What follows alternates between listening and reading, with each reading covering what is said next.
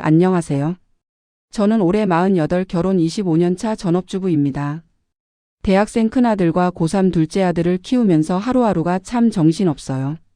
늘 똑같은 일상 같지만 가끔은 웃기고 황당하고 또 속상한 일들도 많죠. 오늘은 그중 하나 제 마음에 오래 남은 이야기를 들려드리려고 해요. 저에게는 대학 동기인 미영이라는 친구가 있습니다. 20년 넘게 알고 지낸 사이예요. 미영이는 회사를 다니면서도 딸을 정말 훌륭하게 키웠습니다. 대학교 졸업반인 미영이 딸 소영이는 어릴 때부터 공부도 잘하고 예쁘기까지 해서 동네에서 유명했어요.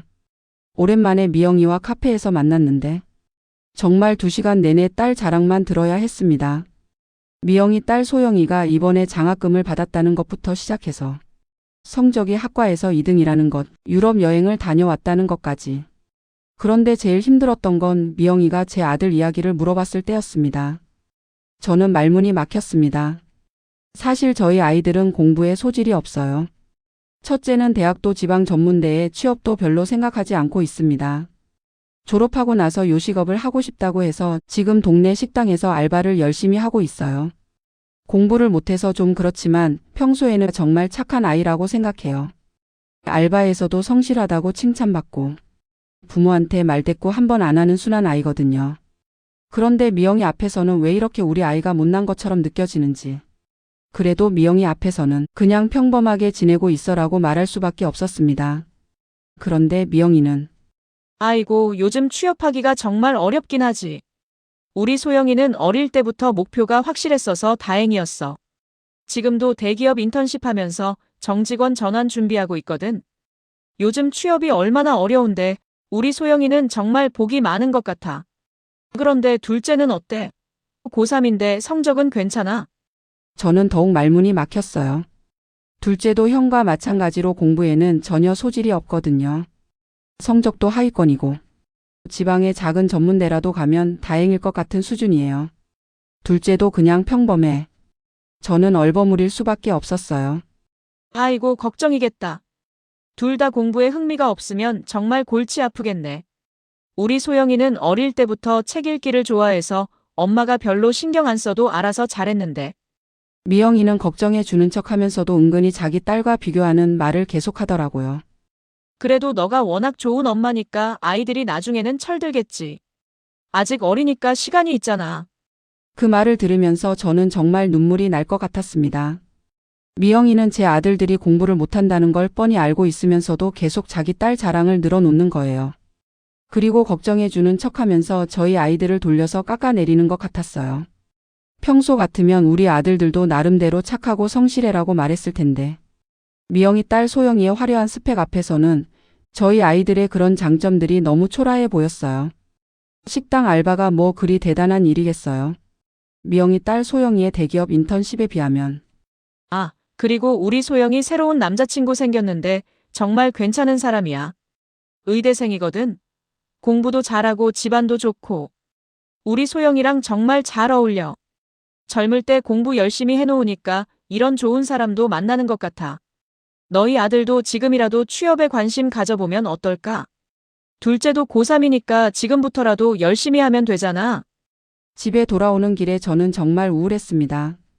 미영이가 마지막에 한 말이 계속 머리에 맴돌았어요. 결국 제 아들들을 깎아내리려는 거였거든요. 평소에는 저희 아들이 착하고 성실한 아이들이라고 자랑스럽게 생각했는데 오늘은 왜 이렇게 우리 아이들이 부족해 보이는지. 그날 밤 저는 정말 잠을 이룰 수가 없었습니다. 계속 미영이 딸 소영이와 아들을 비교하게 되더라고요. 같은 나이인데 어떻게 이렇게 다를 수 있을까 싶었어요. 둘째가 학교에서 돌아오자마자 저녁 반찬을 물었을 때 저는 괜히 짜증이 났습니다. 평소 같으면 사랑스러운 내 아들인데 오늘은 왜 이렇게 답답하게 느껴지는지. 너는 맨날 엄마한테만 의존하고 미영이 이모 딸은 알아서 다 잘하던데. 둘째가 당황스러운 표정을 지으며 물었어요.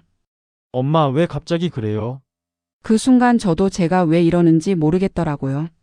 아이는 잘못한 게 없는데 제가 다른 사람과 비교해서 상처를 주고 있었던 거예요.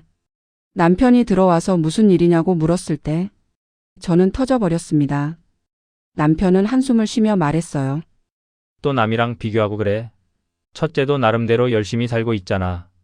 식당 알바도 성실하게 하고 둘째도 아직 고3인데 뭐. 성실하게 알바한다고? 다른 애들은 취업 준비하고 있을 때 식당에서 설거지하고 있는데 둘째는 또래들은 대학 준비하면서 공부하는데 지방 전문대도 겨우 갈 성적이고 나만 자식 농사 망친 것 같아. 그날 밤 집안 분위기는 정말 최악이었습니다. 저는 방에 들어가서 문을 닫아버렸고 둘째 아이는 상처받은 표정으로 자기 방으로 들어갔어요. 그로부터 한 달 정도 지났을 때 저는 대학 동창에게서 전화를 받았습니다. 그 친구는 미영이와도 친한 사이라 가끔 소식을 전해주곤 했어요. 수진아, 미영이 소식 들었어? 무슨 소식? 무슨 일 있어?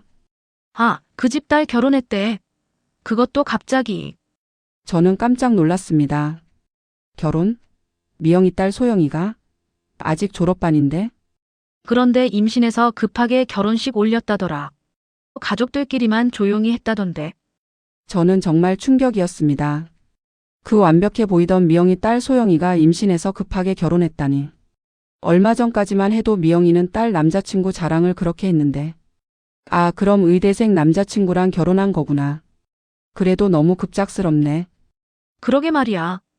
미영이가 그동안 딸 자랑을 그렇게 하더니만. 이런 일이 생기니까 쥐도 새도 모르게 조용히 처리한 모양이야. 전화를 끊고 나서 저는 복잡한 마음이었습니다. 한편으로는 그동안 제가 느꼈던 열등감이 조금 해소되는 기분이었어요.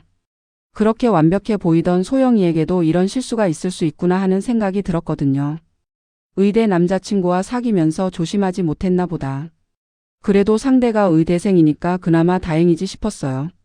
그로부터 일주일 정도 지났을 때 그 대학 동창이 카페에서 만나자고 연락이 왔어요. 오랜만에 만나서 차나 한잔 하자는 거였죠. 카페에서 만나 이런저런 얘기를 하다가 그 친구가 조심스럽게 말을 꺼냈어요. 수진아, 그런데 지난번에 내가 얘기한 미영이 딸이 말이야. 응, 소영이가 임신해서 결혼했다는 거? 맞아. 근데 내가 그때 정확히 몰라서 대충 얘기했는데 미영이한테 자세히 들어보니까 상황이 완전히 다르더라. 저는 뭔가 불안한 예감이 들었어요. 뭐가 다르다는 거야? 친구는 잠시 망설이더니 말했어요. 소영이가 의대생 남자친구랑은 이미 한참 전에 헤어졌었대. 그러다가 소영이가 새로운 남자를 만났는데 그 남자는 대학도 안 나오고 직업도 변변치 않은 애였대. 그런데 만난 지 2달도 안 돼서 임신해버린 거야. 저는 정말 말이 안 나왔어요. 그럼 그 남자랑 결혼한 거야? 처음에는 그 남자가 책임지겠다고 해서 급하게 결혼식을 올렸는데 갑자기 부담스럽다고 하더니 어느 날 그냥 사라져버렸대. 연락도 안 되고. 정말? 그래서 지금 소영이가 미영이네 집에 있는데 미영이랑도 사이가 완전히 틀어졌대. 미영이가 계속 잔소리하고 뭐라 하니까 소영이가 화나서 집 나가버렸다더라. 요즘 친정 집에도 안 온다던데. 그럼 미영이는 괜찮아? 화병이 나서 드러누웠다더라. 그동안 딸 자랑하느라 동네방네 소문냈는데 이제는 창피해서 밖에도 잘 안 나온대. 저는 정말 충격이었습니다. 그동안 미영이는 자기 딸이 의대생 남자친구와 헤어진 것도 몰랐었고 새로운 남자를 만난 것도 딸이 임신하고 나서야 알게 된 거였죠. 그토록 자랑스럽던 딸이 어린 나이에 혼전 임신이라니. 미영이가 안쓰러웠어요. 집에 돌아와서 저는 마음이 착잡하더라고요. 미영이의 자랑을 들으며 괴로워했던 제 자신이 떠올랐어요. 그때는 정말 남의 삶이 부러워서 잠을 이루지 못했었는데 남이 보여주는 삶은 전부가 아니었구나. 저는 깊은 깨달음을 얻었어요. 그날 저녁 둘째가 학교에서 돌아와 저녁 반찬 뭐냐고 물었을 때 저는 예전과 달리 따뜻한 미소로 답했어요. 엄마가 맛있는 거 해줄게. 뭐 먹고 싶어? 둘째가 환하게 웃었어요. 저는 부엌에 서서 음식을 준비하며 생각했어요. 미영이가 그렇게 자랑하던 소영이의 삶도 결국 이런 어려움이 있었어요. 완벽해 보이던 그 삶의 이면에는 수많은 고민과 걱정이 있었던 거예요. 저는 이제 남의 삶을 보며 비교하지 않습니다. 첫째는 여전히 식당에서 알바를 하고 내년부터 본격적으로 요리를 배우려고 해요. 저는 이제 첫째의 꿈을 응원합니다. 좋은 대학을 나오지 못했다고 해서 인생이 실패하는 건 아니니까요. 둘째도 자기 길을 찾으려고 조금씩 노력하고 있어요. 저는 이제 아이들의 있는 그대로의 모습을 사랑하려 합니다. 그리고 미영이는 그 이후로 저에게도 다른 친구들에게도 연락을 모두 끊었습니다. 아마 큰 충격과 부끄러움 때문에 사람들을 피하는 것 같아요. 저는 무소식이 희소식이라고 생각하기로 했습니다. 언젠가 미영이가 다시 웃을 수 있기를 조용히 마음속으로 빌 뿐이에요. 이번 일을 통해 저는 깨달았습니다. 남이 보여주는 삶은 빙산의 일각일 뿐이라는 것. 아무리 완벽해 보여도 그 뒤에는 각자의 어려움이 있다는 것. 그리고 가장 중요한 건 비교 대신 내가 가진 것들을 사랑할 때 비로소 행복해진다는 사실이었습니다. 오늘 제 이야기 들어주셔서 감사합니다. 제 이야기가 마음에 닿았다면 구독과 좋아요 부탁드려요.